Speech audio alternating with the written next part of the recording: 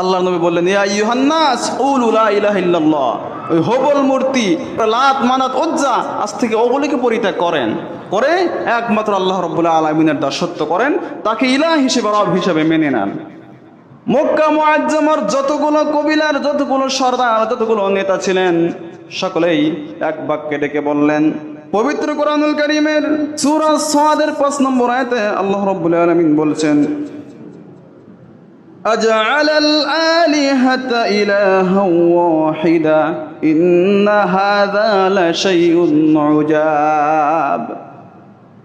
সকলেই ডেকে বললেন, তাদের মধ্য হতে বিশেষ করে আবু জেহেল ডেকে বললেন, হে মুহাম্মদ, তোমার সব কথাই তো মানা যায়, তোমার সব কথাই তো মানা যায়, তোমার সব কথা আমরা মানতে পারবো, কিন্তু কেবল যে কথা বললে এটা কখনো মানতে পারবো না, কারণ তুমি তো নিজেই তো বিধর্মী হয়ে গেছো, তুমি নিজেই তো পথভ্রষ্ট হয়ে গেছো।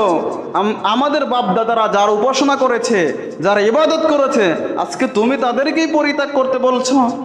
তারা বললেন যে আজআলুল আলিহাতা ইলাহা ওয়াহিদা ইন্না হাযা লাশাইউন উজাব।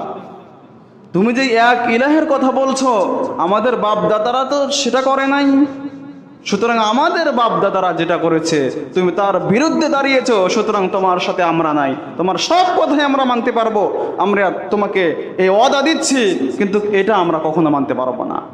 তার আপন চাচা আবু লাহাব ওই সময় আল্লাহর নবীকে হাত তুলে ডেকে বললেন, তাব্বাল্লাকা আলিহাযা জামাতানা, হে মুহাম্মদ, তোমার ধ্বংস হোক, কারণ তুমি কি এই কথা বলার জন্য আমাদেরকে এখানে ডেকেছো, সাফা পাহাড়ের নিচে আমাদেরকে ডেকেছো? তাহলে তোমার ধ্বংস হোক।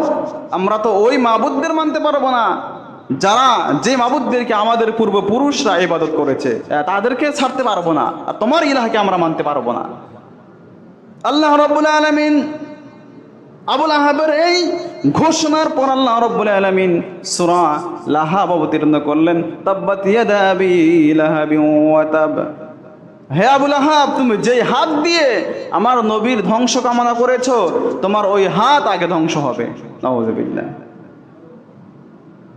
এরপরে দেখেন আল্লাহর নবী সেখান থেকে তারা যতগুলো মানুষ ছিলেন, শুধু কতিপয় 2-4 জন ছাড়া সকলেই আল্লাহর নবীকে গালিগালাজ করতে করতে, বিভিন্ন কটু কথা বলতে বলতে সেখান থেকে চলে গেল।